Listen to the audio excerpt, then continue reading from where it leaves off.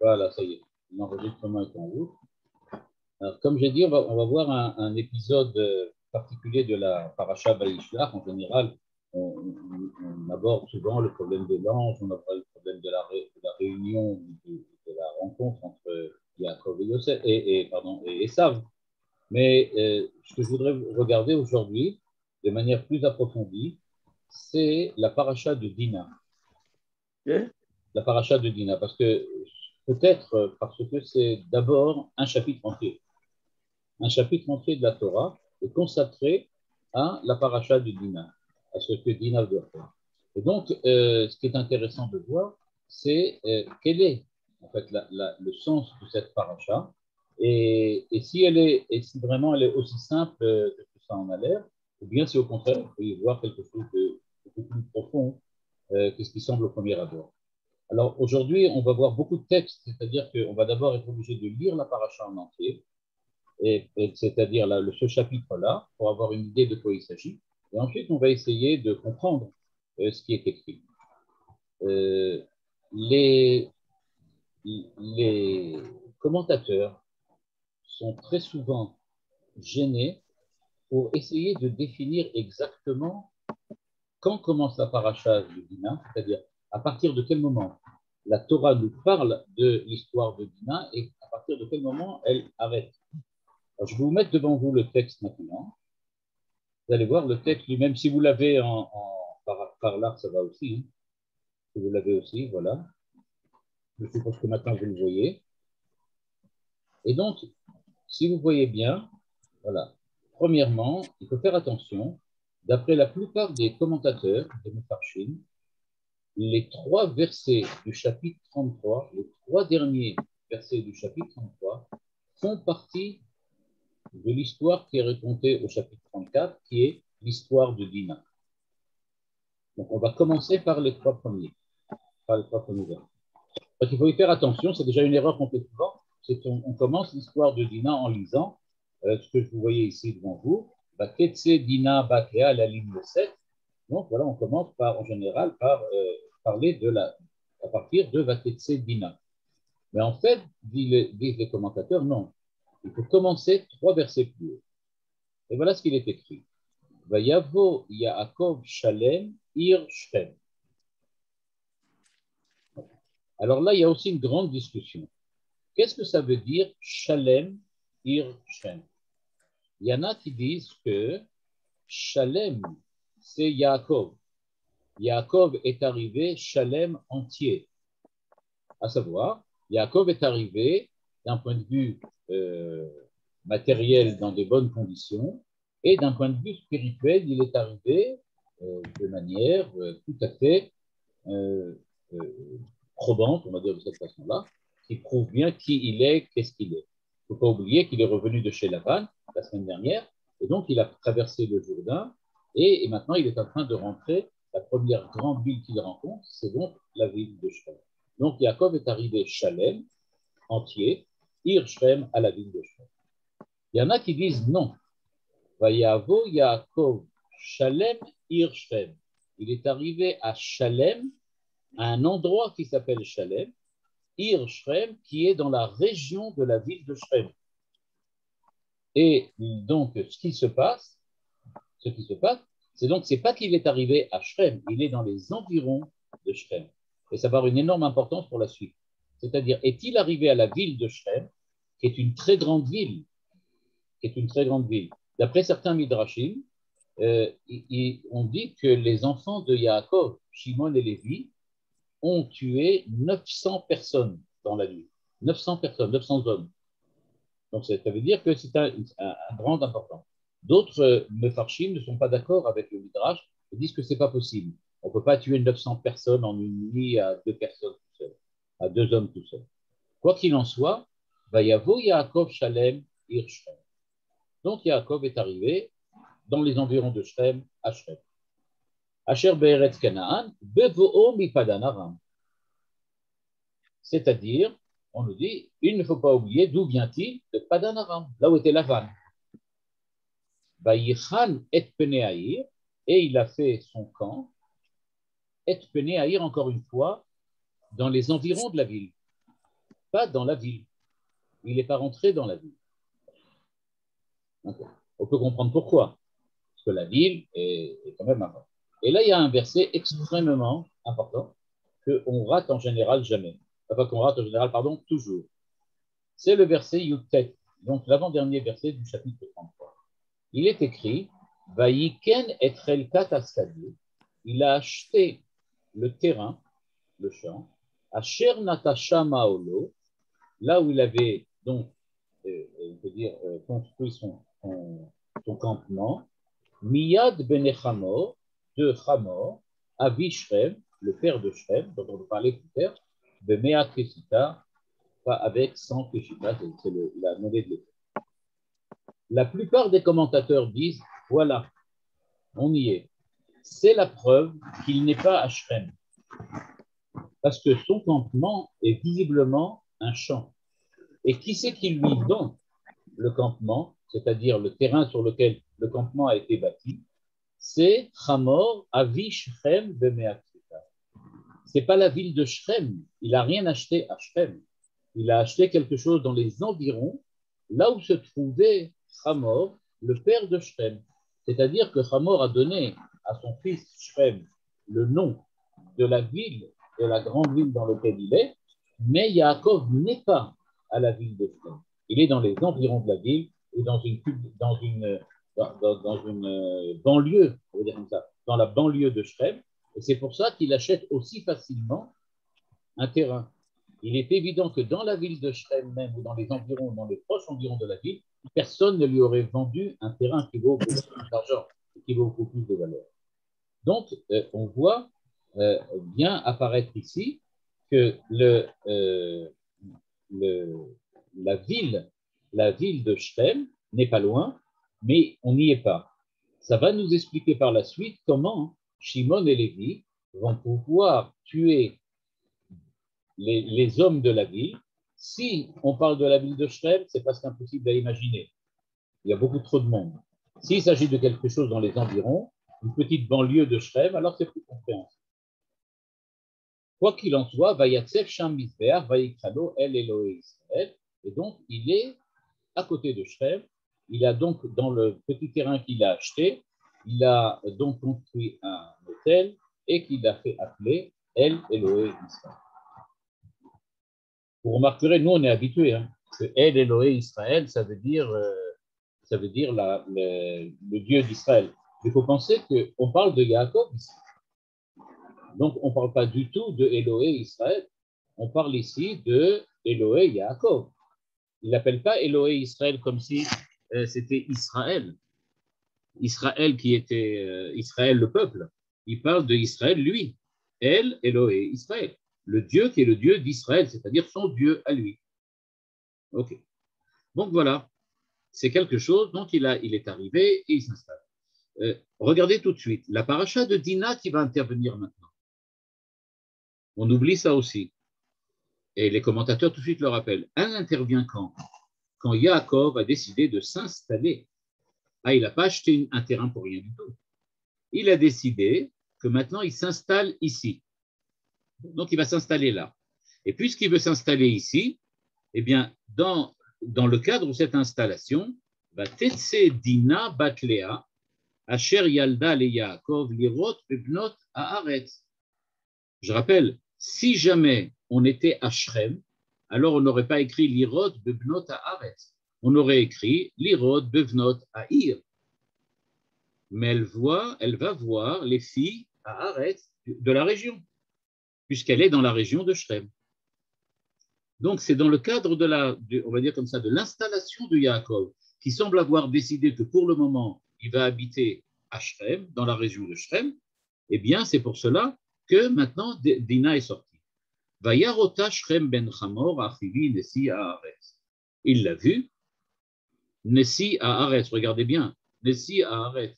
On n'a pas parlé Nessi Haïr, Nessi Haaretz, de la région encore une fois, de la banlieue en question. Vaikach ota vaishkav ota veyanea. Bon, tragédie. Vatidbak nafsho bedina bat Yaakov, vayehav et hanehara, Vaïdaber alev anar. Là, brusquement, on commence à être surpris. Qu'est-ce que ça vient faire cette histoire? A priori, je le rappelle, on voit très très rarement, à cette époque-là notamment, une réaction de ce genre-là.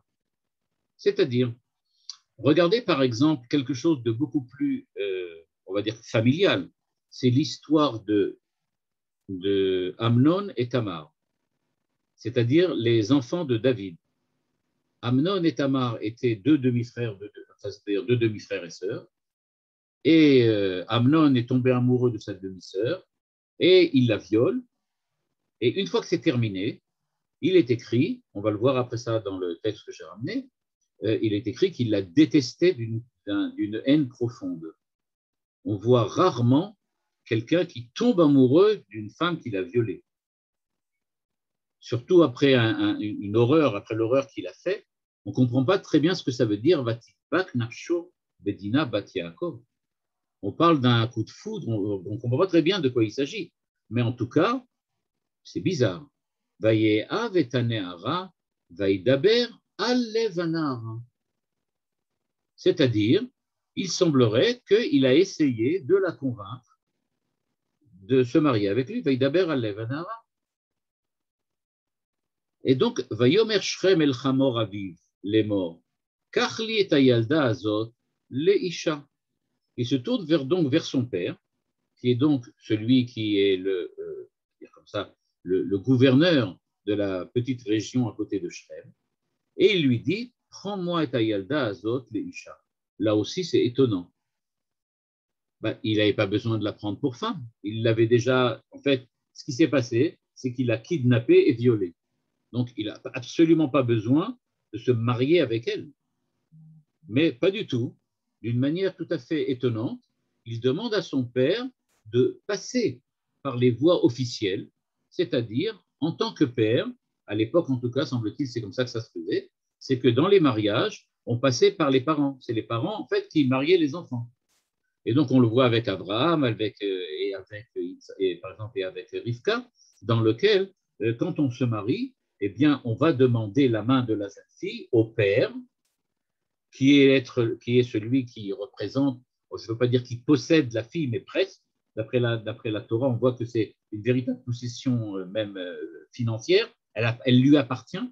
Il a même la possibilité, si vraiment c'est une catastrophe, de la vendre.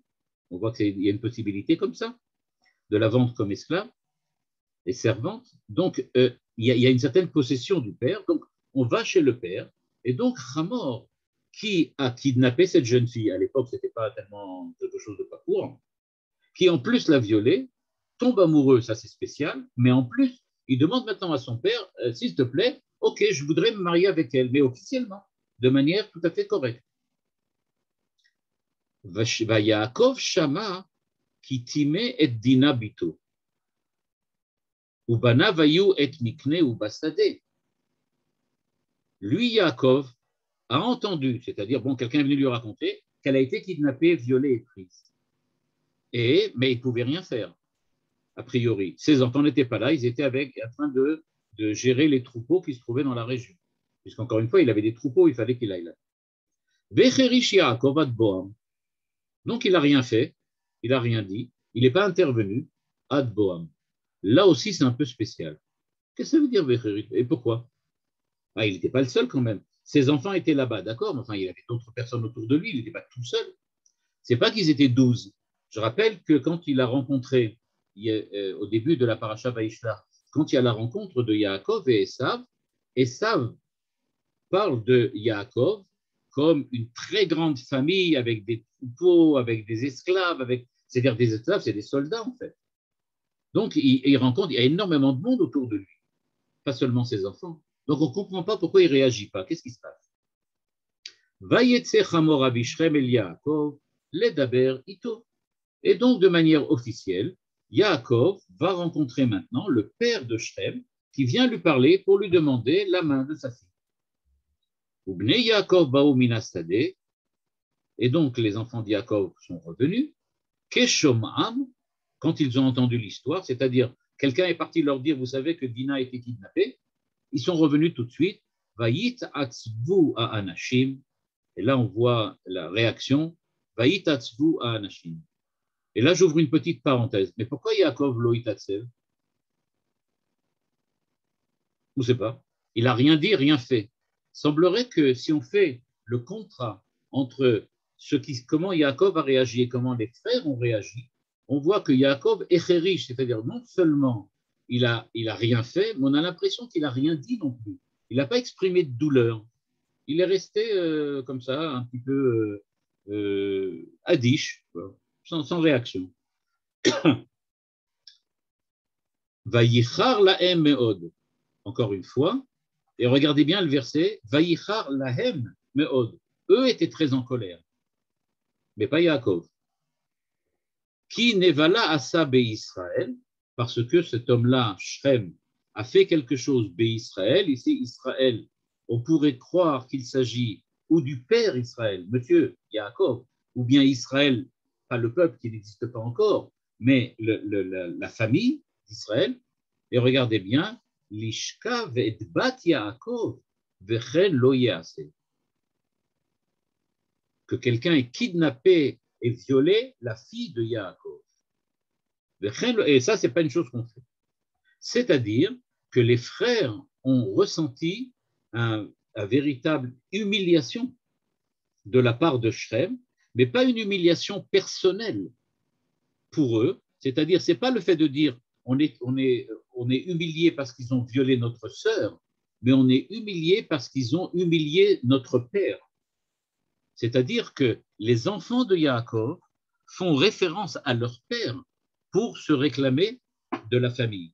En fait, ils disent l'affront qui a été commis ici, a été commis contre Yaakov.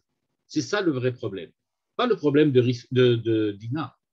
C'est-à-dire que on va maintenant remettre donc cette première partie de l'histoire. Dans cette première partie de l'histoire, si vous regardez là, j'ai mis un titre, Ones Dina ou Tkuvot ala Maaseh, c'est-à-dire on nous raconte donc le viol de Dina et les réactions. On voit donc deux réactions très différentes. D'un côté, Yaakov, qui est pourtant le principal concerné dans cette histoire, qui ne réagit pas, qui reste complètement adiche. Il ne réagit pas. D'un autre côté, on voit les enfants de Yaakov, qui eux sont extrêmement en colère pour l'affront et l'humiliation que Yaakov a subi. Okay, l'histoire personnelle de Dina, ça ne fait pas vraiment partie du lexicon, on dirait, du lexique des frères de Yaakov. Bon, voilà, les choses sont mises en place. Deuxième partie de l'histoire de Dina, c'est quand Hamor et Shrem viennent chez Yaakov et discutent de quoi faire. Qu'est-ce qu'on fait maintenant? Je suis à la ligne 16. Shrem beni chashkan apsho bevitre. Elle leur dit voilà, il est tombé amoureux d'elle. Shnuna otalo le isha. Donnez-lui comme femme.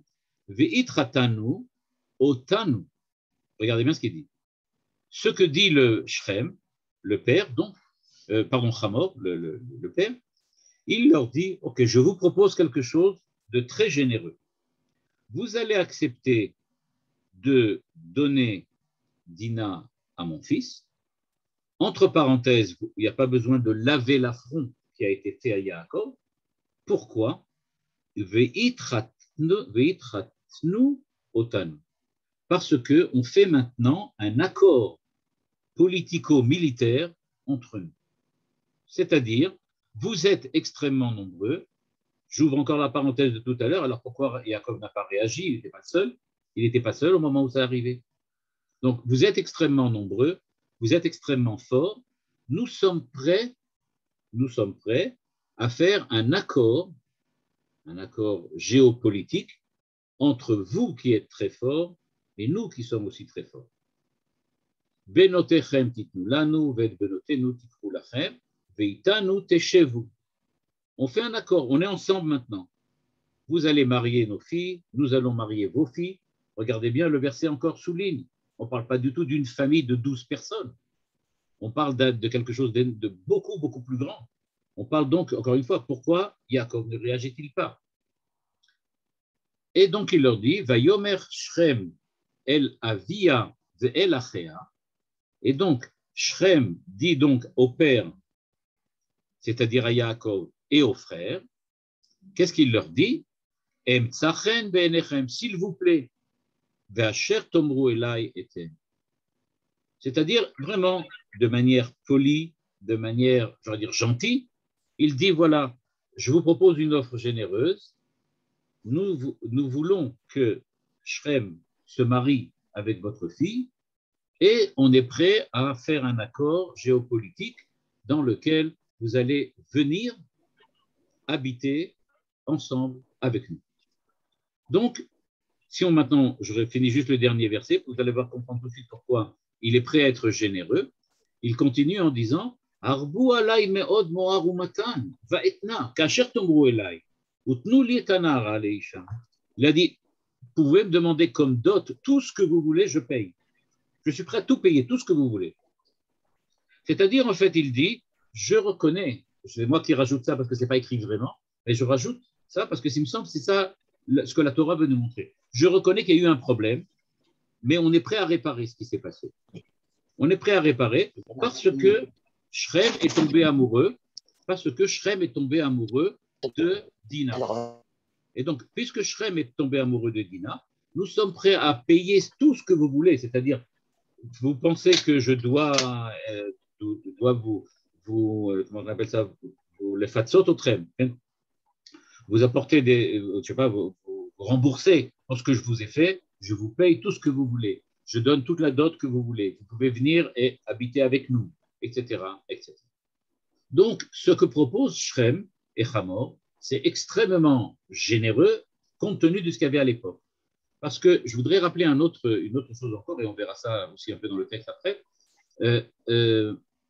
À l'époque, je ne sais pas, c'était il n'y a pas tellement très longtemps, quand on voit l'histoire de Yaakov, qu'est-ce qui s'est passé au moment où, par exemple, Abraham et Yitzhak, chacun à son époque, arrivent en Égypte?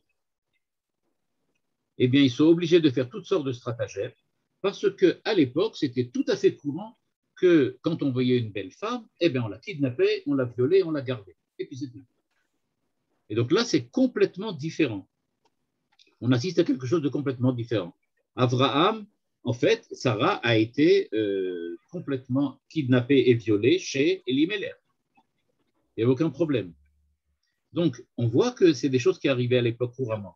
C'est-à-dire que ceux qui dominaient les régions, ceux qui étaient les gouverneurs des régions, se sentaient tout permis et n'avaient aucun problème à violer et à voler des femmes.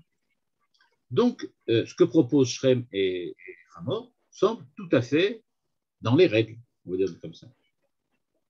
Que se passe-t-il de l'autre côté?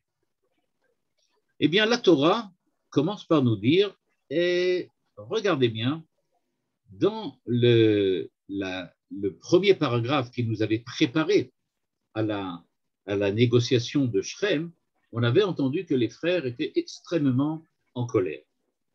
Eh bien, ça va apparaître maintenant au verset 13, ligne 1. Vaya'anu bnei Yaakov et Shrem ve'et Hamor aviv bemirma. Bemirma. C'est-à-dire, les enfants de Yaakov, mais je regardais bien, les enfants de Yaakov, pas Yaakov, les enfants de Yaakov ont décidé de faire un stratagème, une ruse.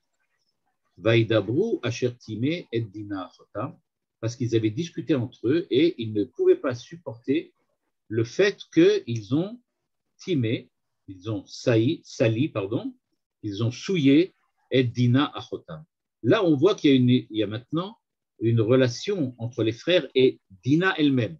C'est plus maintenant l'honneur de Yaakov qui est en jeu, c'est l'honneur de Dina elle-même qui est en jeu.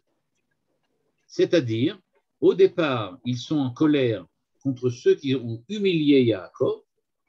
Ensuite, ils sont en colère contre ceux qui ont sali Dina.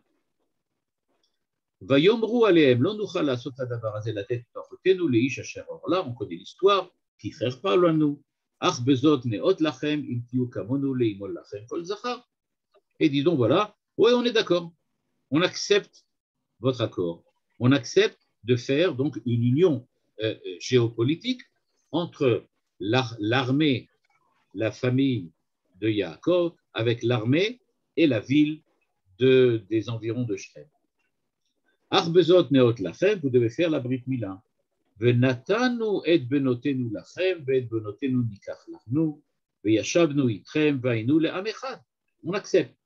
Ve'im lo tishmeu elenu le'imol, velakachnu et bitenu, ve'alachnu. Regardez bien, encore une fois. Si vous n'acceptez pas de faire la Brit Mila, nous on parle. Ok, c'est-à-dire, premièrement, on ne se venge pas. C'est la première chose qu'ils disent. Deuxièmement, vous allez perdre énormément de ne pas faire avec nous un accord. Ce qui, encore une fois, renforce l'étonnement qu'on avait au départ. Pourquoi Yaakov ne dit-il rien? Pourquoi ne fait-il rien? Maintenant, on voit qu'eux ont peur de Yaakov. Pourquoi ils ont peur?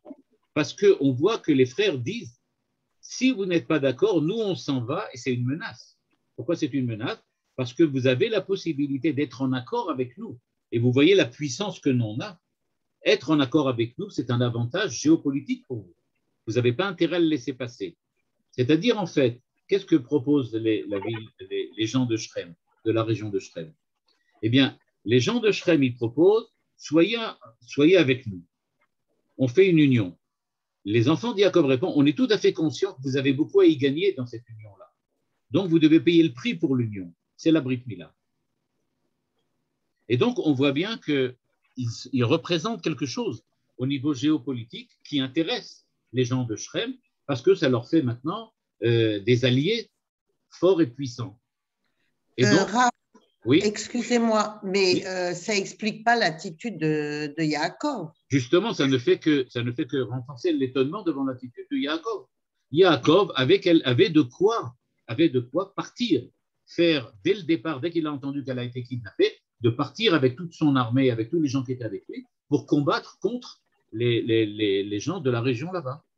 Mais il ne l'a pas fait. Il n'a rien fait du tout. Je rappelle encore une fois que dans la rencontre entre Esav et Yaakov, Esav arrive avec 400 soldats. C'est-à-dire qu'il sait qu'en face de lui, il y a une grande armée. Il a besoin de 400 soldats pour se battre. Il ne serait pas venu, sinon il serait venu tout seul. Mais il a besoin d'avec lui de Arba Maoti Shimon. Parce qu'il sait que Yaakov est puissant. Donc on ne comprend pas pourquoi Yaakov ne réagit pas. On va voir la réponse bientôt. Et ils étaient d'accord. Velo acher anahar la'asot et hadavar ki chafetz bebat Yaakov u'u nichbad mikol bet aviv. C'est lui qui va être, en fin de compte, l'héritier de son père, u'u nichbad mikol bet aviv. C'est lui qui va être l'héritier de son père. Et donc, il est en fait le futur gouverneur de la région. Et donc, il est amoureux de la fille de Yaakov. Et donc, c'est pour ça qu'il dit, on est d'accord, on accepte. C'est-à-dire que dans les négociations, le père avait peut-être l'intention de marchander encore, mais là, le fils a poussé, a dit non, allez, on accepte. Je veux absolument la fille de Yaakov. Donc, voilà, donc on a vu, les enfants plutôt, on va dire, dans les négociations, on va parler comme ça. Premier mouvement des négociations, Shrem propose un accord géopolitique. Réponse des enfants de Yaakov dans les négociations. Nous acceptons l'idée d'un accord géopolitique, mais seulement si vous faites la Brit Mila. Troisième mouvement des négociations, c'est plus entre Yaakov et Shrem, mais c'est entre Shrem et les habitants de la ville. Vayavo Chamor ou Shrem Beno El Sha'ar Iram. Regardez bien, il n'y a pas écrit El Sha'ar Shrem. Il y a écrit El Sha'ar Iram, de leur ville, qui n'est pas Shrem, qui est une petite ville. Vaïdabro El Anshe Iram Lemor. Anashim Haele Shlemim Emitan. On leur fait confiance. Ils sont Shlemim. Est-ce que ça vous rappelle quelque chose, le mot Shlemim? Ce qui est écrit en haut. Vayavo Yaakov Shalem. Donc il dit Shalem ici, Shlemim Emitanu. C'est-à-dire, on peut dire donc, puisque c'est le même mot qui est utilisé, donc ça voudrait dire que Shlemim, ce n'est pas la ville Shalem à côté de Shrem, mais c'est Shalem, ils sont des gens de confiance. Vanashim Eile Shlemim Emitanu, Vayeshvu Ba'aref, Vayischaru Ota, והארץ הנה רחבת ידיים לפניהם. Il y a beaucoup de place pour tout le monde, il n'y a pas de raison de s'embêter. את בנותם ניקח לנו לנשים, ואת בנותיהם ניתן להם. אך בזאת יאותו לנו הנשים לשבת איתנו, להיות לעם אחד, וימול לנו כל זכר כאשר הם נימולים. Et donc il raconte toute l'histoire en disant aux gens de la ville, donc regardez, ils veulent être avec nous, etc. Juste ils ont une petite condition, il faut qu'on fasse la Brit Mila. Il rajoute quelque chose qui n'était pas connu, on n'avait pas entendu parler, mais qui rajoute Miknehem vekinyanam vechol bet be'emtam alo lanuhem. En fait, qu'est-ce que dit le fils, qu'est-ce que disent le gouverneur et son fils? Ils disent, en fait, si on veut, on peut les écraser à la guerre. Pourquoi? Tout ce qu'ils ont, leur troupeau, leur argent, c'est à nous. Pourquoi c'est à nous? On peut le prendre facilement, on n'a pas de problème. Arneota lahem, on va accepter ce qu'ils veulent, c'est-à-dire la Brit Mila, Veyeshvu itanu, pour qu'ils soient avec nous en paix, qu'on ne soit pas obligé. Donc en fait, qu'est-ce qu'ils disent? Eux, ils disent, vous savez, ils font, on peut dire comme ça, les fanfarons, on n'a pas peur d'eux. Hein. Si on veut, on peut les prendre. Mais il vaut quand même mieux faire ça de manière pacifique. On ne soit pas obligé de perdre des hommes et de mourir, etc., d'aller faire la guerre. On peut avoir la même chose sans faire la guerre, juste faire la Brit Mila, bon, ben, c'est un petit prix à payer. Et la ville accepte, Vayishmeu el chamor vel shrem beno kol yotze sha'ariro, vayimolu kol zachar kol yotze sha'ariro. Et donc tous ceux qui étaient là, même de passage, ont fait la Brit Mila. Bref, tout le monde accepte de faire la Brit Mila comme ils ont demandé, c'est-à-dire ils ont véritablement rempli les conditions de l'accord que Yaakov leur avait proposé, enfin que les enfants de Yaakov avaient proposé. Arrive maintenant la dernière partie, okay? Donc je rappelle, première partie, on a eu la présentation, l'histoire de Dina qui se fait violer, ensuite Shrem qui propose, Yaakov qui répond, et Shrem qui va apporter ça à la ville. Dernière partie, Vayi bayom hashlishi biotam koavim, vayikru b'shem shne bnei Yaakov Shimon et Lévi et Dina ish charbo. Et là, regardez bien comme il est écrit, c'est très intéressant. Vayikru shne bnei Yaakov aché Dina. Ben oui, si c'est les enfants de Yaakov, c'est les frères de Dina. Non, mais ce n'est pas ça ce qu'il veut dire. Le verset nous dit, ils sont partis là-bas avec l'humiliation double qu'ils ont ressentie. Ils ont ressenti une humiliation en tant qu'enfants de Yaakov, parce que Yaakov a été humilié, et en tant que frère de Dina, parce que Dina elle-même, personnellement, a été humiliée. Donc, ils sont partis avec les deux ressentiments en la ville. Vayavo elahir betach, sans problème. Vayarvu kol zachar. Et voilà, ils ont tué tout le monde. Je rappelle quelque chose, il y en a qui, dans des commentateurs modernes notamment, qui disent, regardez le génocide qui a été produit. Aucun rapport avec un génocide. On parle ici de 2 personnes qui ont tué 30 personnes ou 20 personnes, quelque chose comme ça. On ne parle pas du tout d'un génocide. Ve'et chamor ve'et shrem beno arvu leficharev. Et donc, ils ont tué aussi les trucs. Vayikru et Dina, mibet shrem vayetsu. Et ils sont partis. Et alors là, arrive un verset qui nous surprend énormément. Bnei Yaakov baou ala chalalim vayavuz. C'est-à-dire, les enfants de Yaakov, les autres, Yehuda, Reuven, Yehuda, etc., les autres sont venus et ils ont pris tout l'argent et l'or qu'il y avait sur les cadavres des gens qui ont été assassinés. Vayavozu ha'ir asher timu et achotam, et ils ont pillé la ville qui avait sali leur sœur. C'est-à-dire, Sonam, Bekaram, Chamoreem, Betacher, Ba'ir, Betacher, Basadeh, Lakachu. C'est-à-dire, y compris les esclaves.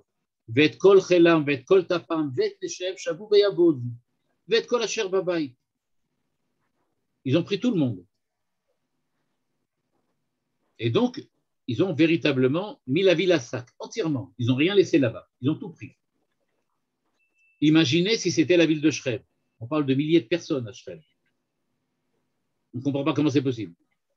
Vayomer Yaakov el Shimon vel Levi, achartem oti lavisheni beyoshev haaret, baknani bebaprizi. Elle dit, vous vous rendez compte de ce que vous avez fait?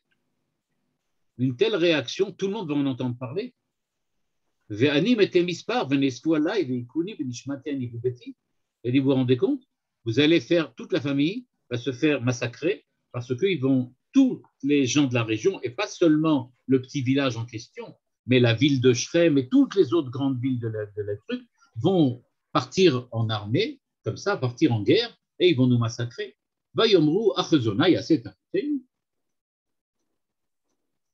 Voilà, c'est ça toute l'histoire.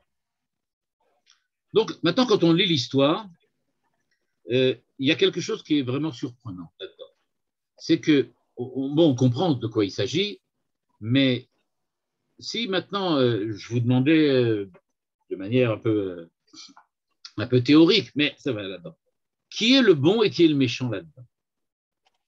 Qui est le bon et qui est le méchant? Ben, la réponse, c'est qu'on serait bien embêté de trouver un bon et un méchant. C'est-à-dire, c'est pas clair. On voit pas très bien qui est le bon et qui est le méchant. On va voir tout de suite. Là, je ramène, c'est une partie d'une sikha du Rav Zaks que j'ai ramenée, et après ça, mélangé avec d'autres choses encore que j'ai rajoutées. Voilà, là, je crois que c'est le Rav Zaks que j'ai écrit ici. Akatuv ma'amik bemitkaven et amimut amusarit, dit le Rav Zaks. C'est-à-dire, on voit bien que la présentation de l'histoire de Dina par la Torah est une présentation qui, véritablement, volontairement, nous masque, on va dire comme ça, les aspects moraux de l'histoire au niveau des personnages. C'est-à-dire, on a l'habitude en général qu'il y a un personnage bon, Abraham, un personnage mauvais, Avimelech, un personnage bon, Abraham, un personnage mauvais, Lot.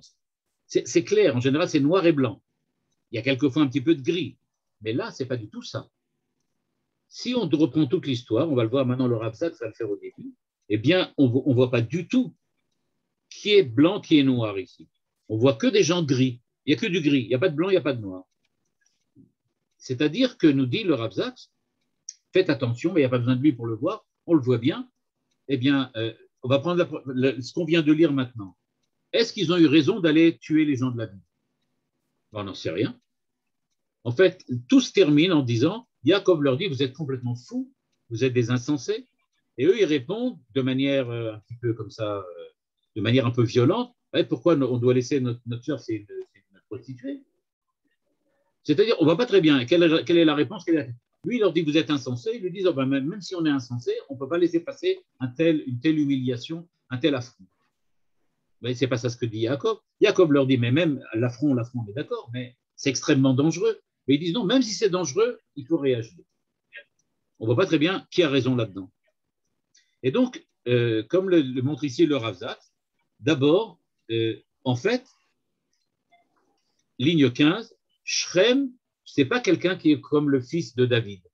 Il n'est pas quelqu'un qui va haïr la personne qui l'a violé. Ou mit'aev bedina verotel asetota leisha, ligne 15.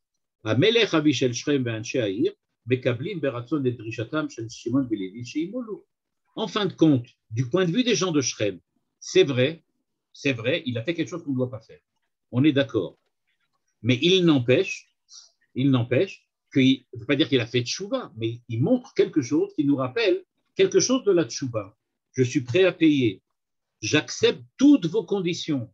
On veut maintenant que, après ce qu'a fait le fils de Shrem, on veut que tout revienne dans l'ordre. On veut que tout redevienne comme c'était avant. Quand on regarde maintenant Shimon et Lévi, c'est exactement le contraire. Au début, ils sont en colère, ils sont tristes. Ah, on s'identifie avec eux, on a compris, c'est les bons de l'histoire. Donc, quand on lit le premier paragraphe, qu'est-ce qu'on a l'impression? Les méchants, c'est Shrem, les bons, c'est Shimon et Lévi. On passe à la négociation. Vaya anu bemirma. La Torah, qu'est-ce qu'elle nous dit? Elle nous dit bemirma, c'est-à-dire ils ont fait quelque chose de répréhensible. On ne fait pas ce genre de choses. On ne trompe pas. Je rappelle combien Yaakov, on l'avait vu il y a 2 semaines, a subi de malheur à cause de ce qu'il a fait avec son frère Esav. Donc, jusque maintenant, en fait, qu'est-ce qui s'est passé? si on se replace dans l'explication que j'avais donnée les semaines précédentes, en fait, quand Yaakov rencontre Esav, il demande à Esav de lui pardonner de l'avoir trompé, de l'avoir roulé dans la farine. Et donc maintenant, qu'est-ce qui se passe? Ses fils font exactement pareil avec Shrem. Et on peut comprendre pourquoi lui, effectivement, au moment des négociations, il dit rien. Au moment des négociations, on va comprendre tout de suite pourquoi il n'a rien dit avant. Parce que lui, il n'est pas du tout d'accord avec ça. Il a dit, je viens de terminer, maintenant depuis 22 ans, il m'a fallu pour terminer l'histoire avec Esav, pour recommencer encore une fois un truc comme ça. Il dit, j'ai pas du tout envie de ça. Et c'est ce qu'il dit à Shimon et Lévi à la fin. Il leur dit, mais vous vous rendez compte de ce que vous avez fait? Maintenant, je suis reparti pour une guerre encore infinie avec les gens de Canaan. Je viens à peine de terminer la guerre avec Esav pour recommencer avec Canaan. On recommence tout à zéro. On repart à la case départ. Et donc, on nous dit Bemirma. Dit le Rav Zaks à la ligne 19. Ota mila atzma shatora nakta lo mikva, kasher sipra al Yaakov, shelakach et birkato shel Esav, ve'al Lavan shechlif et Rachel belea. À chaque fois qu'il y a quelque chose de négatif, on utilise le mot mirma. On l'a utilisé pour Lavan qui a trompé Yaakov et pour Yaakov qui a trompé Esav. Donc, on voit que la Torah nous dit Yaakov, c'est le bon, peut-être. Mais il faut faire attention. Il est peut-être le bon, mais il n'est pas blanc. La preuve, ses enfants, ce n'est pas du blanc, c'est du gris foncé. Betiouré koladmouyot en bleu, dit le Rav Zaks, Medina meshotetet derech metzila alimi midai, ve'ad ha'achim notlei shalal ve'Yaakov asadil, nikar ke'akatuv mishtadel orer banu, nikur klape'en ve'lo ha'ada. Yaakov ne fait rien. Pourquoi? Parce qu'il est paralysé. C'est ce que nous dit le Rav Zaks. Il est paralysé. Pourquoi? Il ne sait pas comment réagir parce qu'il a peur de la réaction des gens autour. Il comprend qu'il peut aller faire la guerre. Mais en fait, l'explication, on l'a eu dans le dernier verset de la paracha. Quand les autres réagissent et massacrent la ville, lui vient et dit, vous vous rendez compte que maintenant on va rentrer dans une guerre totale avec toute la région, avec tous les gens de Canaan? Comment on va faire? Eh bien, c'est ça qui a bloqué Yaakov. C'est-à-dire, il a vu qu'il n'y avait pas beaucoup de possibilités. Et donc, on a l'impression que lui serait enclin à accepter l'accord des gens de la ville de Shrem, là-bas, les gens de Shrem. Il serait intéressé à accepter l'accord parce que ça lui donne une assise dans le pays et à partir de là, il va pouvoir ensuite continuer à être, prendre de l'importance à l'intérieur de Canaan. Mais donc, c'est pour ça qu'il ne dit rien. En disant, on va voir comment ça va sortir, qu'est-ce qui va sortir de ça, je vais attendre les enfants et on va voir comment on va réagir. Et en fait, quand eux, ils arrivent, ils ne laissent pas le temps de discuter, ils décident tout de suite, allez, on va faire la guerre. Nous dit donc le Rav Zaks, Atotsar kolel chez Usipour, chez Enbo, lo nevalim chez Enlaem takana, velo giburim chez Enlaem reva. Les méchants ne sont pas si méchants que ça, et les bons ne sont certainement pas aussi bons qu'ils sont. Et donc voilà, maintenant, on se trouve devant une histoire très particulière, et la question que pose le Rav Zaks, elle est donc tout à fait légitime. Elle est la suivante. Pourquoi la Torah nous raconte une histoire dans laquelle il n'y a pas de héros et il n'y a pas de méchants? Tout le monde est gris. Il n'y a pas blanc, pas noir. D'habitude, on est intéressé à avoir, on va dire comme ça, une orientation morale, éthique, qui vient nous expliquer comment se comporter. Or là, on ne trouve pas comment se comporter. On ne s'identifie pas avec les enfants de Yaakov, parce qu'ils sont insensés. On ne s'identifie pas avec Yaakov, qui a peur et qui ne peut pas réagir, et qui ne sait pas quoi faire. On ne s'identifie certainement pas avec Shrem qui a violé Shrem qui a violé Dina. Donc, en fait, il n'y a personne avec qui s'identifier, et il n'y a personne à qui on peut dire vraiment qu'il est vraiment le mauvais ou vraiment le bon. Et donc, pourquoi la Torah nous raconte cela? En fait, je reviendrai sur René Girard tout de suite. Je voudrais juste quand même qu'on termine le truc. En fait, c'est ce que nous montre la Torah, c'est ce qu'on va voir maintenant chez René Girard, c'est que il y a des fois dans lesquelles nous sommes dans une situation tragique. Pas dramatique, mais tragique. Un drame, c'est quand il y a une solution. Une tragédie, c'est quand il n'y a pas de solution. Eh bien, Yaakov pour la première fois de son existence, se trouve dans une situation dans laquelle il n'y a aucune solution positive. C'est une tragédie. Et là, je vais ramener René Girard.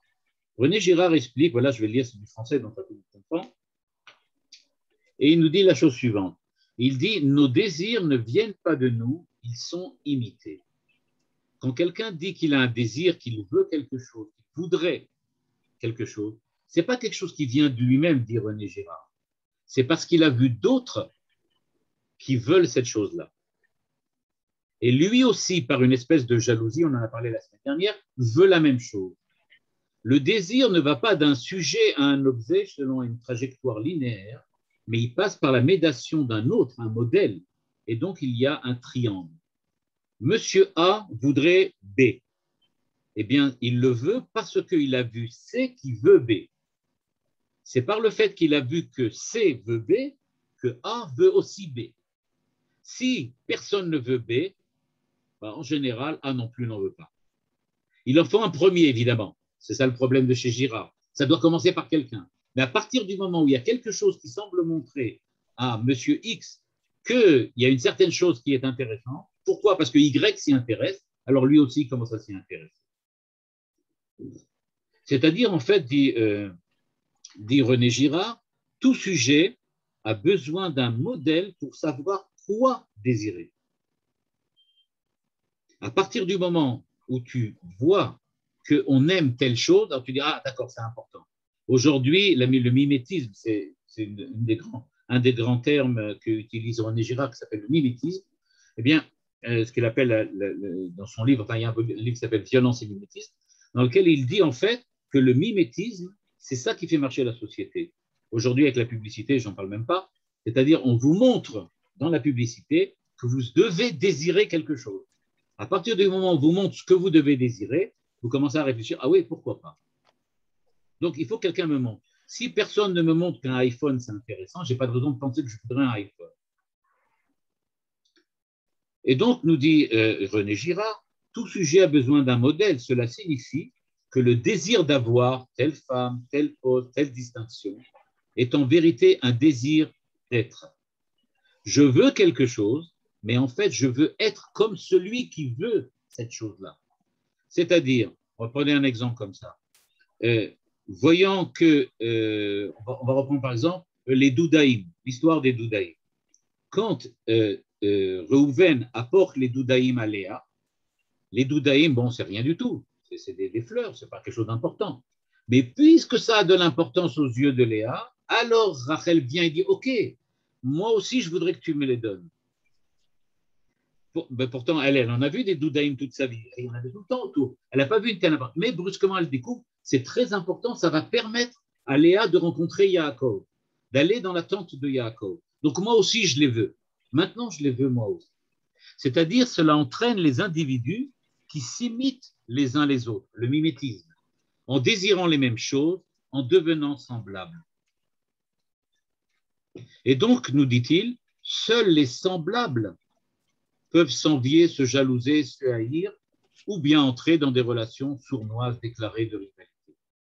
Et donc, ce qui se passe, en fait, dit René Girard, c'est qu'il n'y a pas de possibilité autrement. Les guerres se déclarent parce qu'on est identique et parce qu'on veut la même chose. C'est-à-dire, si on revient maintenant à l'idée de ce qui se passe à l'intérieur de l'histoire de Dina, je lis à la ligne 13, l'imitation, 12, est une puissante faculté d'apprentissage, mais quand elle nous apporte à désirer les mêmes choses que les autres, elle est une menace non seulement pour l'harmonie du groupe, mais pour sa survie. La phrase la plus importante, la violence est plus contagieuse qu'un virus. C'est-à-dire, on ne peut pas réagir à la violence que par la violence. Si quelqu'un utilise la violence, je vais l'imiter, moi aussi, parce qu'il n'y a pas d'autre possibilité. C'est comme ça que ça fonctionne. C'est ce que dit ici le Rav Zaks, en rappelant, et il rappelle aussi René Girard, il dit la chose, l'ironie, je lis à la ligne 17, c'est que pour arriver à se protéger, même quand on est pacifiste, on est obligé d'utiliser la violence contre les violents. Et donc, ce qui se passe, c'est que la paracha de Dina est quelque chose d'exceptionnel dans la Torah. Elle nous apprend véritablement quelque chose, on va dire comme ça, de global, de général sur la nature humaine, sur ce qu'est l'homme. Et donc, il nous dit à la ligne 21, Parashat Dina enena mevakeshet lelamdenu shemisheut sadak. On ne vient pas nous dire qui a raison, Yaakov ou Shimon Velevi. Alors, qu'est-ce qu'elle nous apprend? Et là, sheyitachnu matzavim she'en ba'em alach peula pashu. Qu'il existe des situations tragiques dans lesquelles aucune des solutions n'est la bonne. Chaque solution possède en elle, contient en elle quelque chose qui va véritablement miner la suite de l'histoire. Tout ce qu'on puisse faire, dit le Rav Zaks, c'est que va en fin de compte se retourner contre nous. Et chaque chose qu'on fait va nécessairement enfreindre un principe moral autre. On va venger un affront, mais on va s'entraîner dans une guerre inutile. On va laisser passer l'affront, et à ce moment-là, on donne la possibilité aux gens de croire qu'il est tout à fait normal de voler et violer. Donc, nous dit le Rav Zaks, et à la suite de ce que dit aussi René Girard, on ne peut pas s'en sortir. On ne peut pas s'en sortir. On va devoir utiliser la violence contre la violence, même si c'est contre certaines règles morales, parce que la situation est une tragédie. Quoi qu'on fasse, de toutes les façons, on ne peut pas changer tout ça. Et nous dit le Rav Zaks pour terminer, on peut pas ne pas remarquer la profondeur de la Torah dans le fait qu'elle ne nous dissimule pas du tout les difficultés de l'existence humaine et la vérité. C'est-à-dire que la Torah ne nous dit pas Yaakov tout blanc, Shimon et Lévi tout blanc. Je rappelle que par la suite, Yaakov n'a jamais pardonné à Shimon et Lévi. Il leur a jamais pardonné. Même si tout est en fin de compte, c'est bien terminé, ils n'ont pas été massacrés par les Cananéens, mais Yaakov, au moment où il bénit ses enfants, il bénit toute la famille, sauf deux, qu'il va maudire. C'est Shimon et Lévi. Et il continue là-bas, si vous regardez dans la parasha de Vayechi, en disant Besodam al tavonachi. C'est-à-dire, je ne veux pas connaître leurs petites histoires. Je ne suis pas d'accord avec ce qu'ils ont fait. Je ne suis pas d'accord avec ce qu'ils font. C'est-à-dire qu'ils vont tout le temps ils ont été véritablement rejetés par Yaakov. Et sans rentrer trop dans les détails suivants, par la suite, Yaakov, Lévi n'aura pas de part en Eretz Israël. Il va être dispersé. Comme l'a dit Yaakov, Afitsem be Israël, je vais les disperser en Israël. Et on pense que Shimon aussi, c'est la même chose. Il n'y avait pas véritablement une Nachalat Shimon bien définie, mais ils avaient plutôt des villes un peu dispersées. Voilà. Si vous avez des remarques, voilà.